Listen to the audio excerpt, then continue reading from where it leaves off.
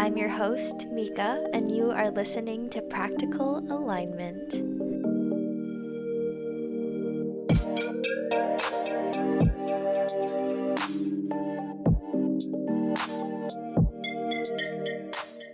Hello, my friends. Long time no talk. How y'all doing? It's really nice to be back and have an episode for you all. So, thank you for joining me here today. During our time apart, I had a couple periods where I was feeling really resistant towards my podcast. And I just didn't really have any motivation or even a small desire to post episodes on here. I was really focusing on my YouTube channel, which has been really fun. I thought I'd be doing both though, so it was interesting that I was so avoidant on this platform. I wanted to uncover that resistance, and so to do so, I decided to listen back to every single episode that I have ever posted on this podcast. I realized that I was resistant towards making new content because I kind of struggled listening back to some of my previous work. I started this podcast around 4 years ago, and naturally, a lot has changed about me since then. To be honest, I kind of liken this sensation to watching back like home videos from when you were a teenager. Not when you were like a very cute, innocent, small child, but when you're like in your awkward stages of pubescence. There's actually been a lot of things that I've been wanting to share and just talk about on this podcast, but I've noticed that I've been putting it off purely out of fear of getting it wrong and also just an enormous amount of self-judgment. For a moment, I was just feeling really shy, and I think I got pretty wrapped up in the fact that I share a lot of my ideas publicly. Sometimes they're not, I don't know, conventional, depends on who you ask, but there's a big sense of permanence and responsibility that comes from sharing things publicly online. And I think I got kind of overwhelmed from that. I guess what I'm trying to say in a really long, complicated way is that my perfectionism was kicking in, and I was choosing to listen to that over listening to my heart. I can't blame everything on the perfectionism because, as I said before, I am trying to navigate my YouTube channel and this podcast and just figure out what fits where. But I will say that the perfectionism, aka insecurity, has played a large part in me creating in general. And so it's kind of left me feeling a little bit paralyzed. But in actuality, I realized that avoiding sharing myself at these different stages, even the really awkward ones, pretty much negates the purpose of authentically being transparent in this journey of development. A skill that I think we could all benefit from is learning how to reflect on ourselves without being so judgmental. When we stop judging ourselves so harshly, we're able to simply absorb insight about ourselves and use that as information.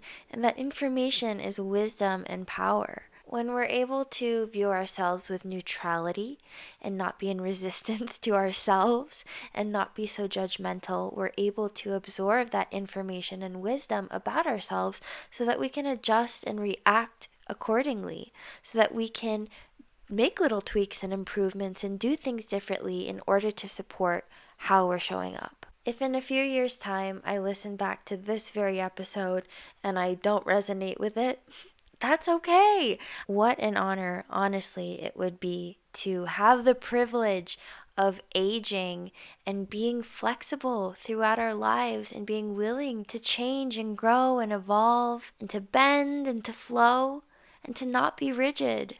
The juice is in the journey, and we would have zero reason to incarnate on earth if we had nothing to learn, and if we were here to just be perfect, there would be nothing to absorb. It would be a very empty and meaningless existence if that were the case. By the way that I've been speaking, it probably seems like I really dislike the episodes that I've put out before, and that's truly not the case. In actuality, I have a lot of gratitude towards myself for being able to document this history of my development. There are just a few things that I don't fully resonate with anymore. So, in the spirit of evolution, I figured I would share with you some things that have changed since I first started my podcast. The first thing that I want to talk about is my name.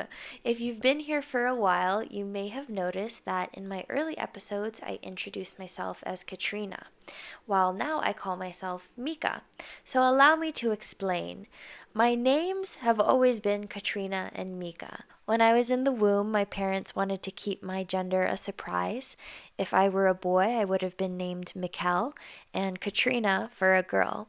And so they combined the mi from Mikkel and the ka from Katrina, and they just kept calling me Mika. All of my family calls me Mika.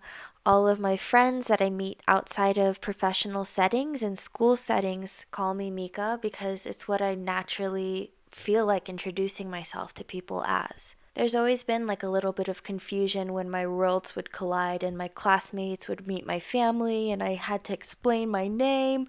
I feel like I had almost like an identity crisis because I had two names. But the name that's always made me happiest is Mika because it's what I grew up with. It's what my dearest loved ones call me. Mika feels like a hug to me. I do understand that it can be confusing sometimes, especially on my website, even. Some of my reviews still list me as Katrina because that's what some people know me as, and that's completely okay. But I thought I would share that information with you in case you're wondering why I've been calling myself something completely different from what I started off with. While we're still on the subject of titles, another thing that's changed is I don't refer to myself as a healer anymore. Like, it's not something that I call myself. In my past episodes, I always introduced myself as an intuitive healer. And although I've always viewed healers simply as a channel or a vessel or a space holder in order for other people to awaken healing capabilities within themselves, I just much prefer referring to myself as a practitioner. It just feels less presumptuous about what I can do for others. I'm in my humble era. And nowadays, I refer to myself with an umbrella term, energy work practitioner, to encompass the work that I do. I used to solely identify as a Simra practitioner when I would introduce myself. Simra is the modality of energy work that I was trained under from my mentor when I first started getting into intuitive healing. Since then, I've had the opportunity to learn under different teachers and learn different methods of energy work. So, what I do now is more of a melting pot of the different modalities that I've learned. I've found a way to make them my own, and that's what I practice. So, to call it just Simra doesn't really fit the bill anymore.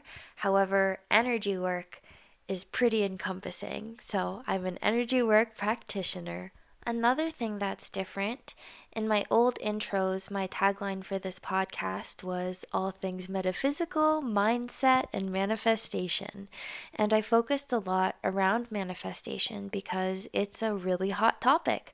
I think that it entices a lot of people, and so I spoke a lot about it. And when I started this podcast, I also was very intrigued and influenced by manifestation and the law of attraction. I like to joke and say that manifestation is the gateway drug for spirituality because it was for me when I was 16 and I read The Secret. I thought that I had life figured out. But my true awakening happened not from manifestation, but from learning how to build myself up at my lowest point. It was through doing shadow work and having the ability to truly look at myself and work on myself at my core. I don't want this podcast to focus solely on what we can get from life, but rather what we can learn from it. And I don't know if I gave off that vibe before, but I just want to clarify.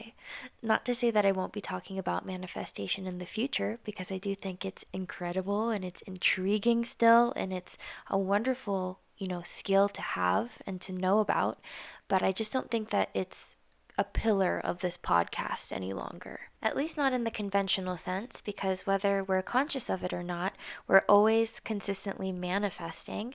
We're manifesting because we're always emitting a frequency, and that frequency attracts frequencies of a vibrational match, whether it's things that we're wanting to call into our life, things that we're in resistance towards, or things that we need to learn a lesson from. I no longer view it as black and white, like attracts like. There's a lot more nuance that goes inside of manifestation that I wasn't able to eloquate before. So I'm excited for my future episodes to dive deeper on that. That pretty much sums up all of my updates. I thought I would catch you up to speed so that we can start on this fresh new chapter. Thank you so much for being here, for joining me in this journey, for allowing yourself to grow as well and to be flexible. I'm so very grateful for you. If you're interested in working with me, all of my links are listed in the bio. All my services are listed on my website. All right, I'll see you for my next episode. Bye!